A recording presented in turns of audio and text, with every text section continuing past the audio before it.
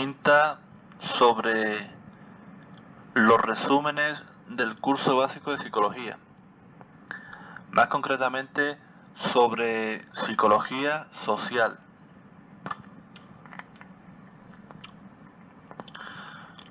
Todo el animal, como el hombre, tiende a vivir en sociedad, a la sociabilidad. La sociabilidad humana se parece a la del animal en el deseo de estar con otros, hacer cosas juntos y división de trabajo. Nuestra conducta social se diferencia de los animales en que utilizamos un lenguaje de ideas abstractas. Somos capaces de realizar un trabajo creativo. Adquirimos una cultura en el proceso de la socialización. Poseemos motivos sociales. En la evolución de nuestra vida, a través de la niñez, juventud y madurez, buscamos la convivencia y huimos del aislamiento. Ventajas de la sociabilidad. Las ventajas son satisfacer necesidades primarias, compartir la cultura y satisfacer los motivos sociales.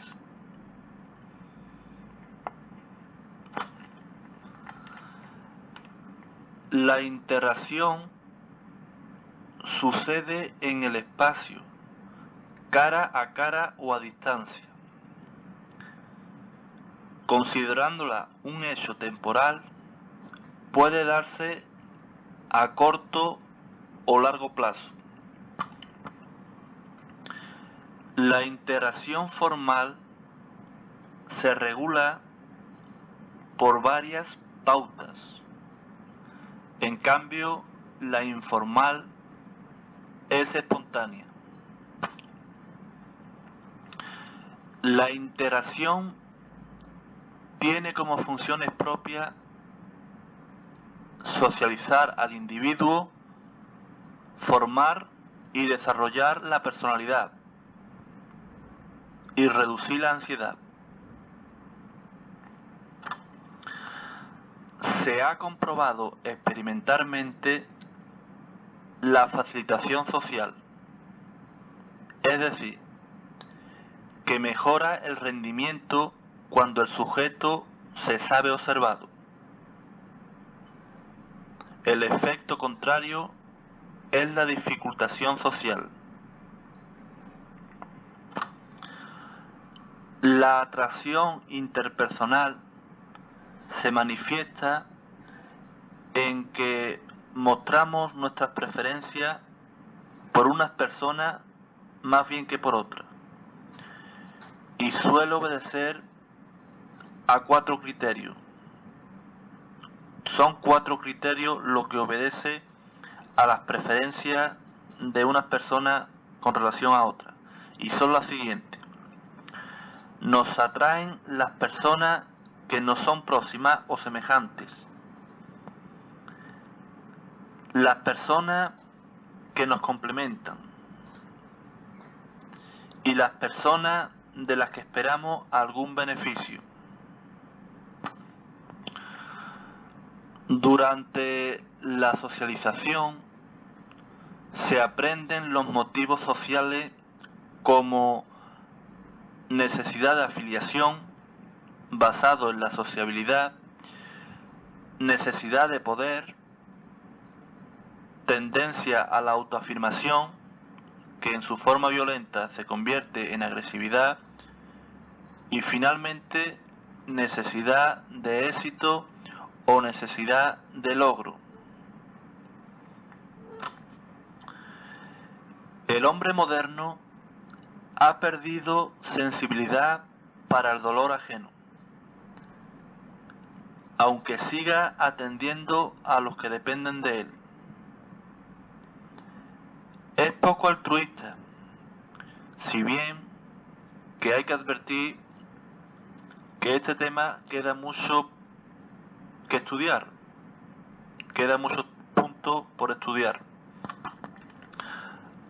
Actitud y conducta suelen concordar entre sí, puesto que la actitud es una preconducta que expresa una predisposición a una forma determinada de comportamiento.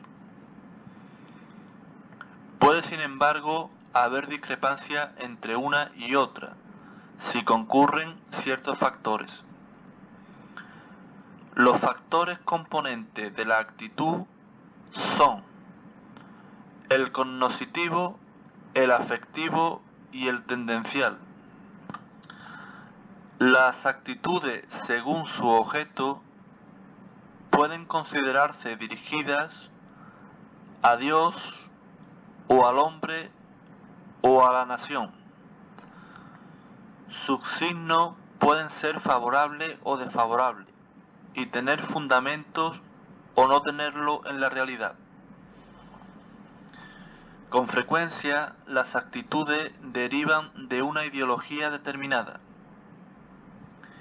En la formación intervienen la información que recibimos, el grupo con que nos identificamos y las necesidades personales. Las actitudes cambian cuando varían los factores que las han originado. Información, grupo y personalidad. Quiere decir con esto que la actitud cambiaría cuando varían en el sujeto tanto la información como el grupo o la personalidad.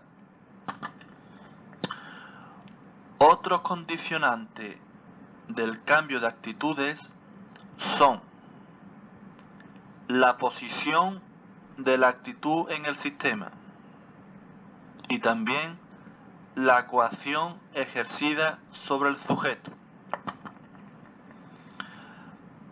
Para la medición de las actitudes pueden aplicarse métodos directos como la escala de distancia social de Bogardus y el de intervalos aparentemente iguales elaborados por Tustone. Entre los métodos de medición indirecta son más usados el de pruebas proyectivas, entrevistas en profundidad y análisis de la conducta. El perjuicio es una actitud sin fundamento, suficiente en la experiencia. Suele partir de generalizaciones excesivas y presenta resistencia emocional al cambio por causa de la emisión defensiva que tiende a desempeñar en la personalidad. El prejuicio del endogrupo hace ver lo propio como lo mejor. El prejuicio del endogrupo hace ver lo propio como lo mejor. Grupo centrismo, etnocentrismo. El de exogrupo desvaloriza los grupos ajenos. Prejuicio étnico. En la formación de prejuicio intervienen la falta de información o la deformación de la misma, la tendencia conformista en exceso con el endogrupo, la satisfacción inadecuada de ciertas necesidades personales, la reacción a determinadas frustraciones, cambio, contribuyen a la reducción de los prejuicios una información amplia y objetiva, la pertenencia a endogrupos abiertos a los exogrupos, una personalidad equilibrada y una legislación que evite la discriminación.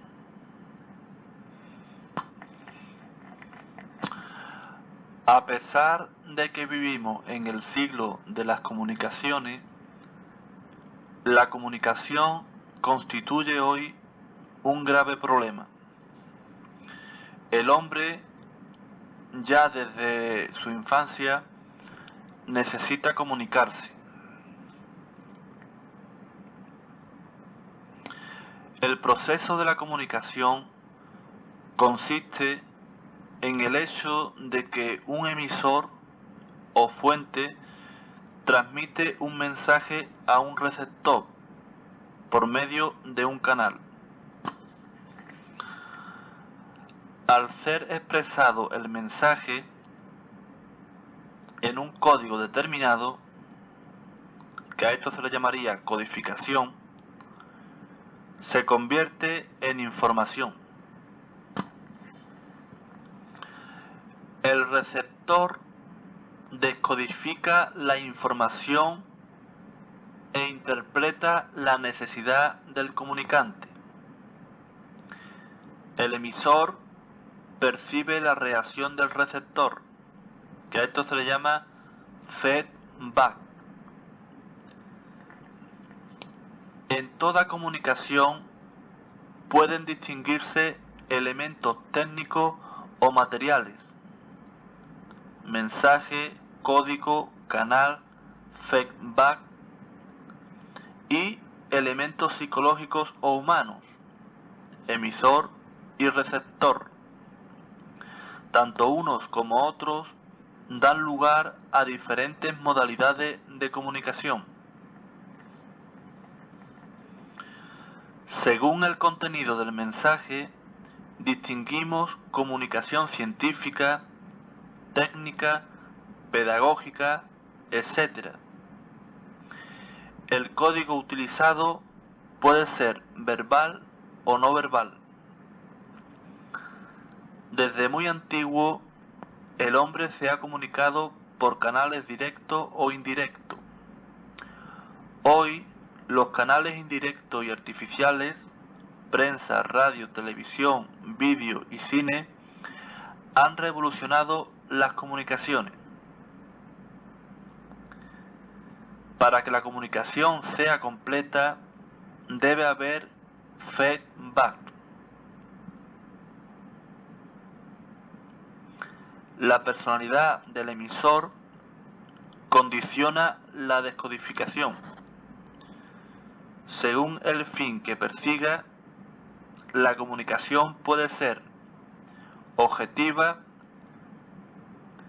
crítica, persuasiva y expresiva.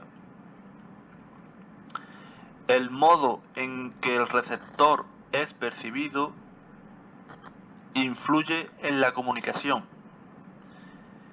El modo de comunicarse es diferente cuando nos dirigimos a un individuo o a un grupo.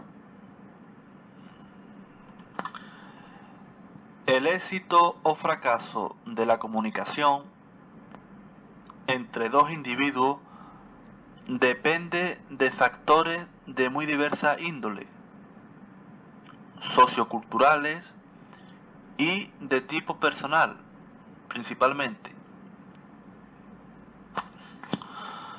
La comunicación interpersonal suele ser más fácil entre personas que están integradas en la misma comunidad cultural y pertenecen a igual clase social, grupo étnico o sexo. Asimismo, la capacidad para comprender al otro, empatía, se le llamaría esto, y la atracción interpersonal favorecen la comunicación. En ciertas formas de comunicación no verbal, distancia interpersonal, contacto visual, sonrisa, también existe el condicionamiento de diversos factores socioculturales y psicológicos. El riesgo de incomunicación tiende a aumentar cuando los interlocutores pertenecen a conjuntos diferentes, tanto cultural como en clase social, sexo, etc. Y en los sujetos egocéntricos intolerantes o con trastornos psíquicos. El fracaso de la comunicación puede adquirir distintas modalidades.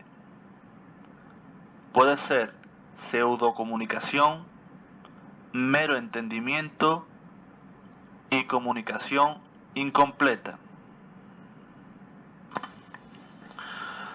La personalidad en su dimensión social se forma a través del proceso de socialización. La socialización de la persona consiste en un aprendizaje social en el que es fundamental la observación de modelos.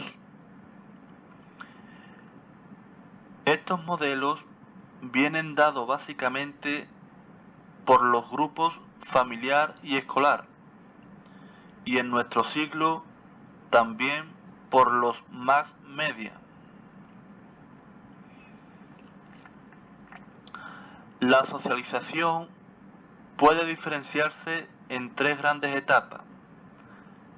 Primaria, que abarca hasta la adolescencia; la etapa secundaria, adultez; y terciaria, vejez. La primaria de estas etapas comprende a su vez varias fases que en síntesis son la oral, la anal, la edipolatente y la adolescente. La socialización incluye procesos de resocialización, siendo estos especialmente importantes en los casos de reinserción social.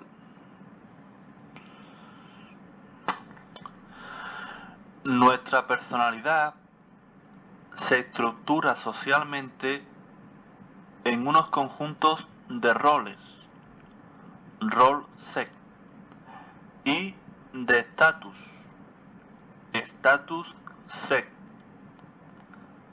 El rol o papel social consiste en comportamientos típicos de una determinada situación social, esperados por otras personas, que a esto se le llamaría contrarroles. Los roles pueden ser adscritos o adquiridos. Además del aspecto objetivo, tiene un aspecto subjetivo. El estatus es la imagen social que uno tiene en términos de grado de prestigio. Como los roles, los estatus pueden ser adquiridos o adscritos y pueden ser analizados en su aspecto objetivo o en el subjetivo. La posición social de cada individuo depende de su estatus y sus roles. La persona se siente idéntica a sí misma a lo largo del proceso de socialización gracias a que en este proceso va formando la estructura de su personalidad. Además, tiende a percibir su identidad personal dando coherencia con sus cogniciones. Las teorías de la consistencia más importantes son la de Eider y la de Festinger. Aquella estudia cómo la persona mantiene su equilibrio cognitivo. Esta, cómo la persona evita la disonancia cognitiva. Son fuentes de disonancia el consentimiento forzado con una autojustificación insuficiente, la no confirmación de expectativas sociales y la toma de decisiones importantes. Estos 3 puntos son fuentes de disonancia. Una de las críticas a las teorías de la coherencia se basa en que la coherencia solo es una tendencia del individuo, pues la conducta social es muy compleja, sobre todo la conducta social humana. El proceso de socialización no moldea por igual a todas las personas. Entre otras razones, porque éstas pueden seguir las normas aprendidas como socialmente aprobadas o no seguirlas. Cuando se apartan de ellas, su conducta se dice desviada. En este caso, según la importancia del valor a que se refiere la norma violada, la sociedad dará una respuesta negativa, que sería castigo o sanción, más o menos fuerte. La tendencia a desviarse constituye la actitud inconformista, engendrada por una insuficiente socialización o por una situación social estimada injusta. El inconformismo exige que el sujeto se adapte a la situación con una conducta que puede tomar varios modos. Innovación, o sea, inconformismo innovador, cuando se rechazan los medios institucionales. Ritualismo, si no se aceptan las metas culturales. Retraimiento, cuando se rehúsan ambas cosas, las metas culturales y los medios institucionales. O rebelión, si además de rechazarlas, el sujeto las sustituye por unas metas y unos medios diferentes a los socialmente aprobados.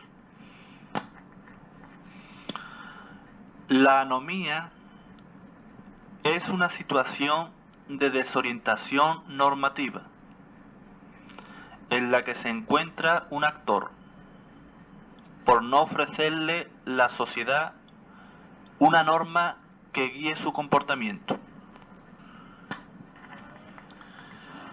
Esto ocurre en los conflictos de roles, cuando estos últimos son igualmente importantes para aquel. A nivel macrosocial, implica un desequilibrio entre los medios institucionales y los fines culturales. La escala de frustración anómica, FA, mide el grado de anomía de un sujeto a través de ciertas actitudes sociales suyas. Un aspecto especial de la desviación es la marginación social, situación en la que se encuentran aquellas personas o grupos que no están ni fuera ni dentro de la normativa del sistema. Esto le sucede a aquellas minorías étnicas, religiosas, etc., cuya subcultura o cultura particular choca con la cultura de la sociedad en la que están insertadas. Es un problema de difícil solución porque se desarrolla en un proceso que se retroalimenta a sí mismo.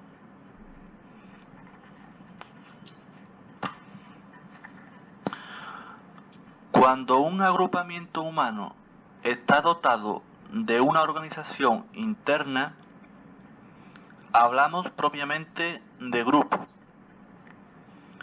Existe esta organización siempre que la conducta de los miembros del grupo forma un sistema de roles y otro de estatus. Existen unas normas o pautas de comportamiento que la controlan y unos objetivos que la dirigen. Y finalmente existe en todo ello una conciencia de pertenecer al grupo, o a lo que es lo mismo, de que están sometidos por dichos sistemas, pautas y objetivos.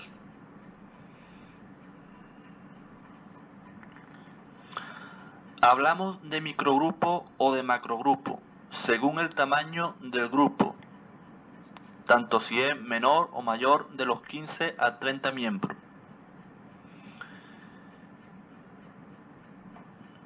El par, el trío y el grupo de 7 miembros serían microgrupos, especialmente típicos.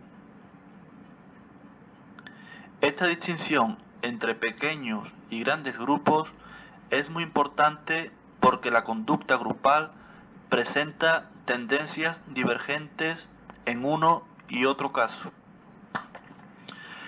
Esto puede advertirse relacionando con estas otras clasificaciones de carácter cualitativo. Entonces, vemos que los microgrupos tienden a ser de contacto directo, afectivos y espontáneos. Por contra, los macrogrupos tienden a ser de contacto indirecto, utilitarios y artificiales.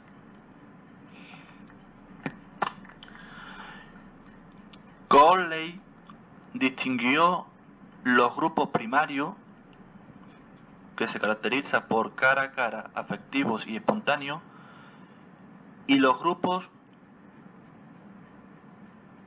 que son secundarios o que carecen de estos caracteres. Y Mayo descubrió que además de los grupos organizados formalmente, hay otros en los que la organización es subterránea, que se le llama a esto grupos informales. Los grupos primarios y los informales tienden a ser microgrupos. En cambio, los secundarios y los organizados formalmente tienden a ser macrogrupos. Otros criterios de diferenciación grupal son: según el modo de acceso, hay grupos voluntarios o forzosos. Según la facilidad de acceso, son grupos abiertos o cerrados. Y según la duración y fuerza del vínculo, grupos estables o inestables. Entre estos destacan los paragrupos y grupos efímeros. El saber distinguir las diferentes clases de grupo y conocer sus características y relaciones es necesario para analizar tipológicamente un grupo.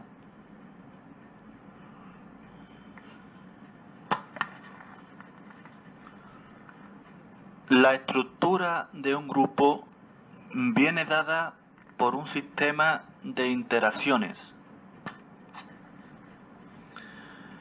El estudio de la estructura de un grupo informal muestra que la estructura grupal condiciona las posibilidades individuales y colectivas del mismo, pero no de un modo estadístico, sino dinámico, ya que va evolucionando en sus diversos aspectos.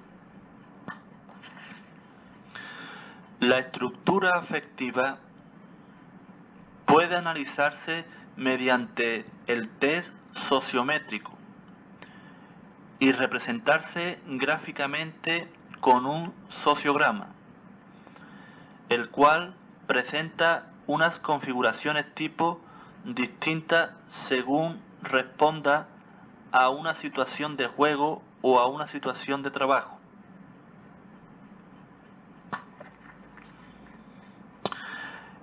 En la estructura de roles sobresale el liderazgo. Líder es aquel miembro del grupo que influye sobre los demás miembros más de lo que estos influyen en él. Desempeña numerosas funciones que a veces se encuentran distribuidas en más de un miembro, que a esto se le llamaría liderazgo compartido. Según el estilo del líder, hay líderes autoritarios, democráticos y liberales. Al rol del líder se contraponen los roles de los seguidores. Las estructuras comunicativas elementales de los grupos se han estudiado experimentalmente en quintetos.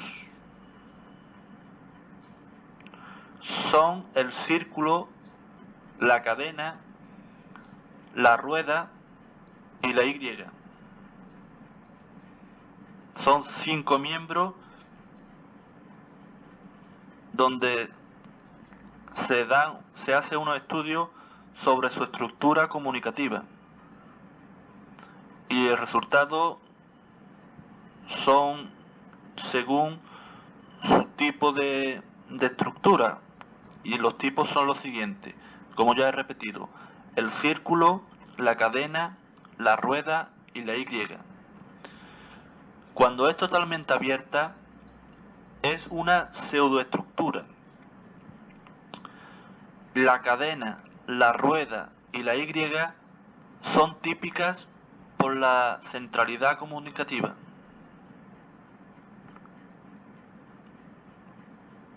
Esta no determina el liderazgo, como se ve al contar con la variante estatus, pero confiere poder.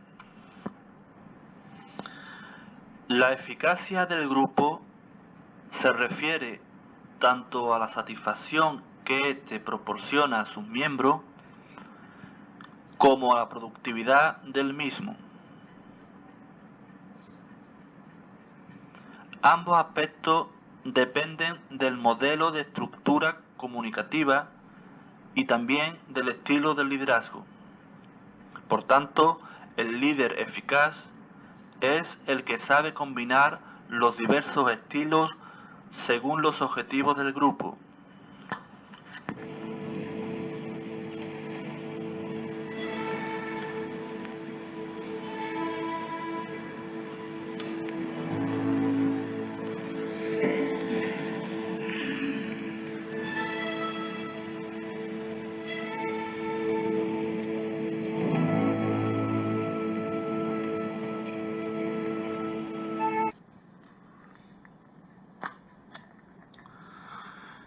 Teóricamente, por dinámica de grupos, ha de entenderse el funcionamiento interno y externo de un grupo. El funcionamiento del grupo, tanto interno como externo, se le llama dinámica de grupos. Pero en la práctica, tal expresión alude solo al aspecto interno y aún menos referido a los grupos pequeños.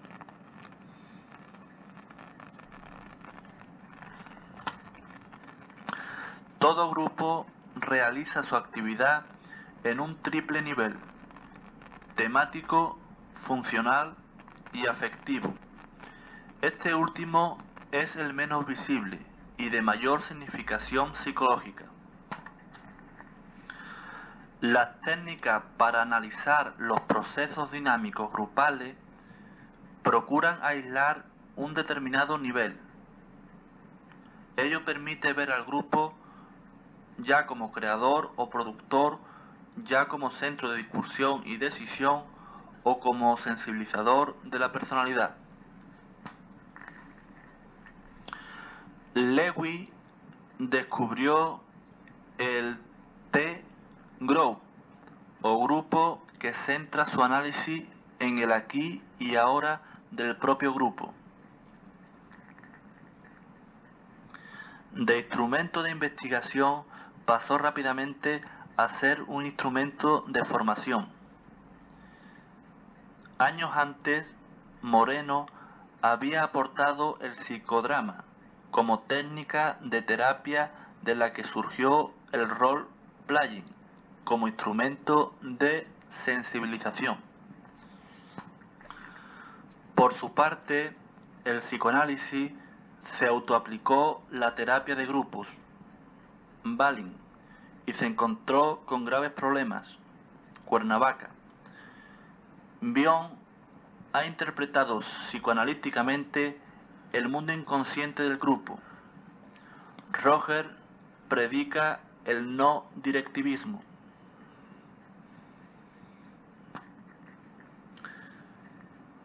El Encounter Group Movement surgió en Salem, Bebe en Moreno y en Maslow principalmente.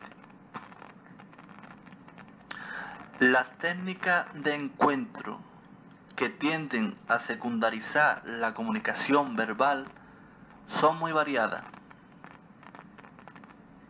La terapia gestalística, en la que solo cuenta el presente de los partícipes, la terapia bioenergética, basada en la comunicación corporal, los grupos de ataque, especialmente los sinanos, que tratan de enfrentar a uno con la realidad, los grupos nudistas, que practican la desnudez física como facilitante sensorial de la desnudez psicológica, los maratones o sesiones intensivas de larga duración, etc.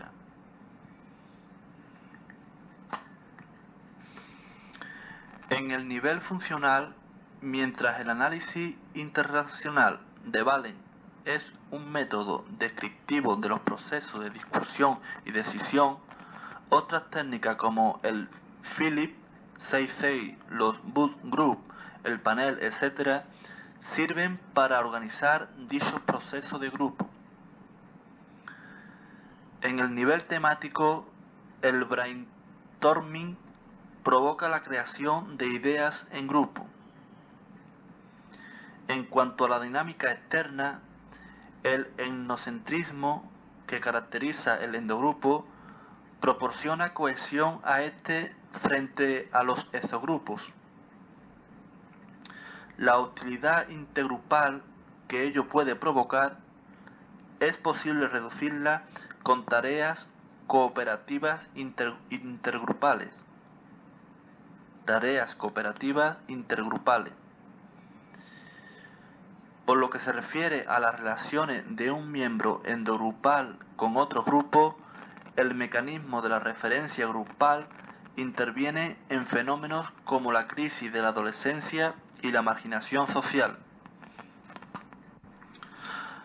Los primeros estudios sobre las masas se interesaban por el anormal comportamiento de las personas en tal situación, un comportamiento que podía llegar incluso hasta la conducta criminal.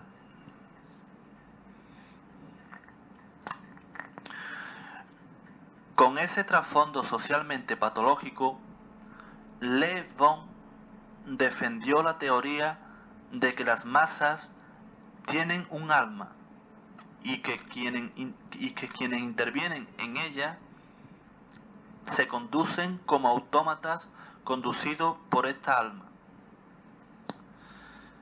Pero la explicación actual considera más científicamente esta cuestión, y es que por carecer una masa de organización interna, las conductas individuales no están sometidas al control social, tendiendo a obrar unitariamente debido a que algún estímulo o factor de interés colectivo polariza a los que participan en el fenómeno.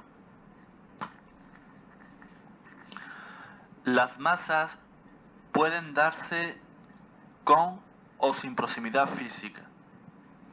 En el primer caso, puede ser disgregada en las que hay una interacción rudimentaria, o congregadas en las que la gente reunidas interactúa más o menos polarizadamente. Entre las masas congregadas cabe destacar las turbas, donde puede ser agresivas, evasivas, adquisitivas o expresivas, cada una con una dinámica peculiar. Y los públicos, que los cuales pueden buscar una información, una recreación o una conversión. Una eficaz interacción entre el agente polarizador y su público convierte a este último de expectante de receptivo, o sea, como en un auditorio o en un auditorio. Las masas sin proximidad física o masas difusas están constituidas principalmente por los telepúblicos y teleauditorios de los más media, del fenómeno más media, que es, digamos, la televisión, radio, vídeo, etc.